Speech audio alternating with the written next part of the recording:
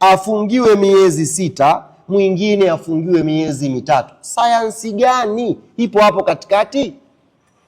Ndio maana nimeuliza, je, kamati imehukumu huku kama kuna goli, alafu huku ikaona kwamba Dube asingefunga? Haya ni mambo ambayo uongozi wa klabu ya Young Africans umeandika kwa bodi ya ligi na tunataka ufafanuzi wake.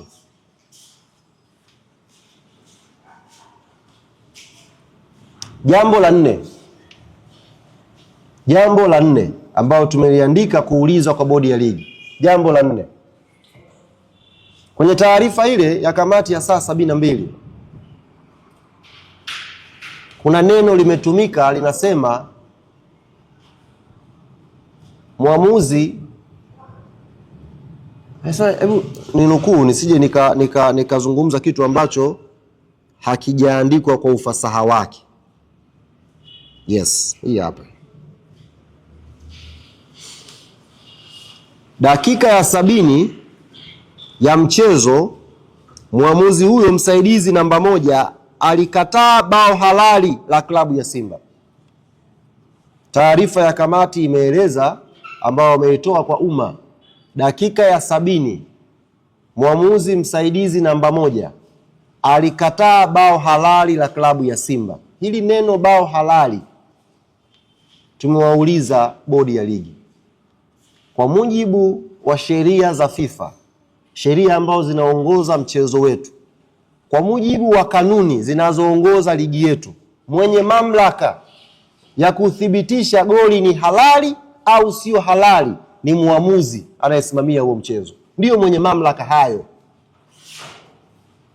Ndiyo mwenye mamlaka hayo muamuzi, kwa mujibu wa sheria zote, sheria za FIFA, sheria za CAF na kanuni zinazoongoza ligi yetu. Mwenye mamlaka ya kutamka na kuthibitisha kwamba goli hili ni halali au goli hili sio halali ni muamuzi wakati wa mchezo husika. Tumeiandikia kwa unyenyekevu mkubwa bodi ya ligi ikaiulize kamati yake ya saa 72 imetoa wapi mamlaka ya kuutangazia umma kwamba kuna mechi lilifungwa goli halali hali ya kuwa muamuzi hakulikubali hilo goli.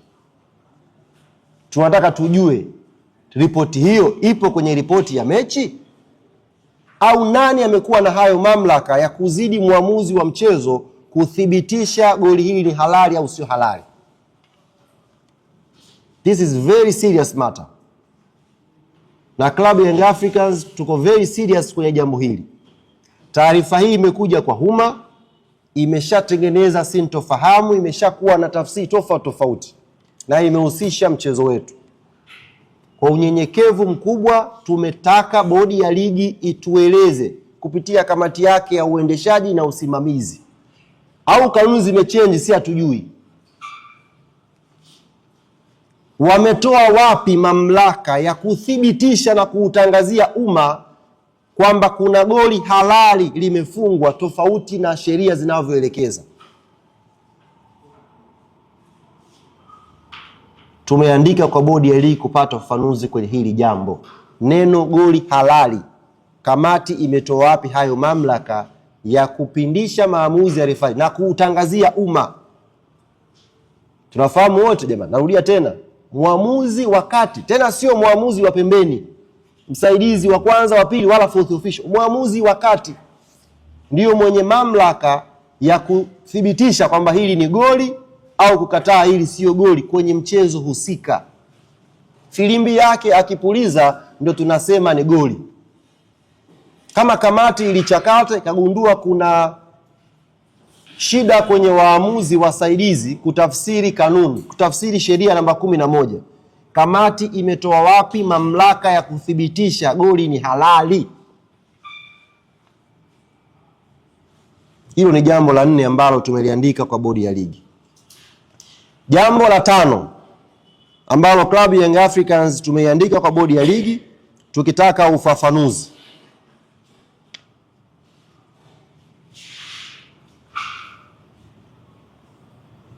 Yes. Sisi kama klabu ya Yanga tunahisi kuna double standard kwenye baadhi ya maamuzi. Kwa mfano, kamati imeketi na ikapata mamlaka ambayo sijui imetoa wapi, ikasema kwenye mechi ya Yanga na Simba mwamuzi amekataa goli halali la klabu ya Simba. Lakini kulifanyika mechi hapa ya KMC dhidi ya klabu ya Simba. Mchezaji Selemani Mwalimu alifunga goli ambalo kwa marejeo ya picha na vyombo mbalimbali vya habari vimechambua hilo jambo. Alifunga goli akiwa kwenye eneo la kuotea. Mechi ya KMC dhidi ya Simba Sports Club. Mchezaji Selemani Mwalimu alifunga goli akiwa kwenye eneo la kuotea. Klabu ya Young Africans tumeiandikia bodi ya ligi tukiuliza, mbona kamati haikuwahi kutoa taarifa kusema kwamba mchezaji Selemani Mwalimu na yeye alifunga goli lisilokuwa la halali dhidi ya KMC? Kama kamati imeweza kusema mechi ya Yanga na Simba kuna goli halali lilikataliwa, kwa nini kamati ilikuwa bubu siku ambayo Selemani Mwalimu kafunga goli la offside? Kamati haikueleza kwamba mchezaji huyu amefunga goli lisilokuwa halali. Hatusemi kwamba tunatengua maamuzi ya referee. Tunazungumzia namna ambavyo kamati inaendea haya mambo. Kama mechi ya Simba kamati imejiridhisha na ikatoa taarifa kwa umma. Sababu sisi tunaamini taarifa hii ni taarifa ambayo kamati ya saa 72 imeipitia na wamekubaliana kwamba kwenye mechi ya Simba na Yanga dakika ya 70 kuna goli halali lilifungwa na limekataliwa. Lakini mechi ya KMC na Simba kuna goli la offside lilifungwa na Selemani Mwalimu. Sisi kama klabu ya Young Africans tumeiandikia bodi ya ligi kuiuliza, mbona kamati hapa ilikuwa kimya? Matokeo yangebaki vile vile, alhamdulillah. Lakini kamati ingesema pia, mamlaka haya ambao wametumia kusema kwamba kuna goli halali lilifungwa, mamlaka haya wangeyatumia pia kusema kuna goli ambalo sio halali limefungwa na mchezaji Selemani Mwalimu dhidi ya KMC. Lakini pia ndugu zanguni, sijui na nyinyi mtafsiri, tumeshaandika tayari kwa bodi ya ligi. Mechi hiyo ya KMC na Simba hatukuona sisi mahala ambako waamuzi hawa wamechukuliwa hatua wa kushindwa kutafsiri sheria ya offside. Kama mechi nyingine zikitokea mwamuzi akishindwa kutafsiri sheria ya offside anapelekwa kuhukumiwa, kwa nini mechi hii ya KMC na Simba ambayo tuliona kuna goli la offside limefungwa hatukuona wale waamuzi wasaidizi wakichukuliwa hatua?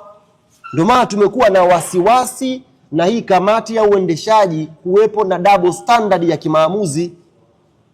Si tunasimamia kwenye haki, tunasimamia kwenye weledi.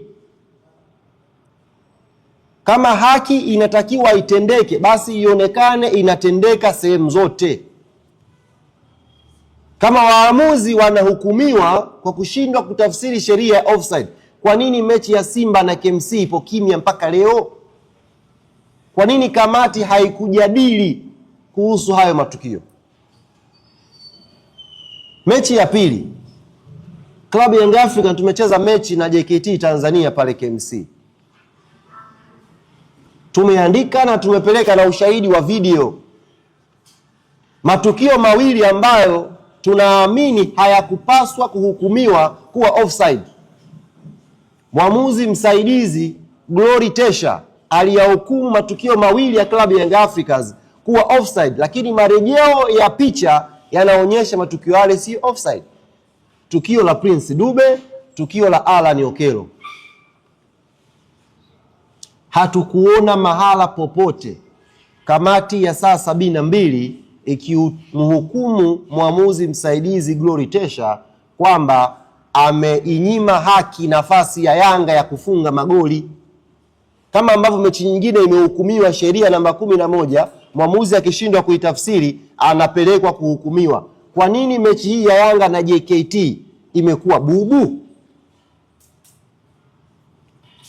Kwa nini mechi hii hatujaona hukumu ikitoka? Matukio yanayohusisha sheria namba 11.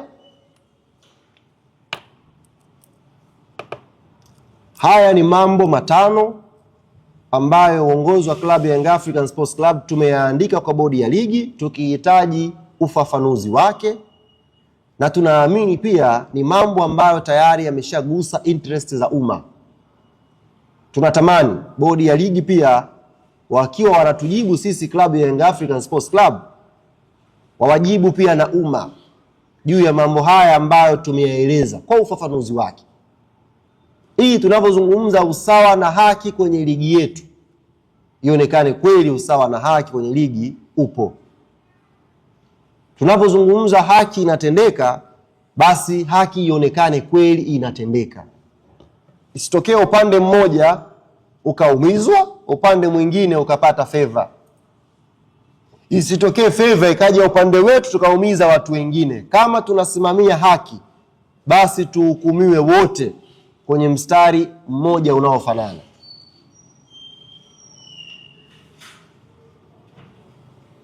Kwa ndugu zangu waandishi wa habari, uongozi wa klabu ya Young Africans ulikuwa na hayo ya kuwaeleza mchana wa leo, na kwa sababu tumekuwa tukipokea maswali mengi kutoka kwa wanachama na mashabiki wetu, ni vyema sasa wanachama na mashabiki na wao wakapata taarifa kwamba tayari tumeshaandika malalamiko yetu kwa bodi ya ligi, na tunaamini yatakwenda kufanyiwa kazi. Tutapata majibu. Kama hamtapewa, sisi tutawapa tutakapoyapata.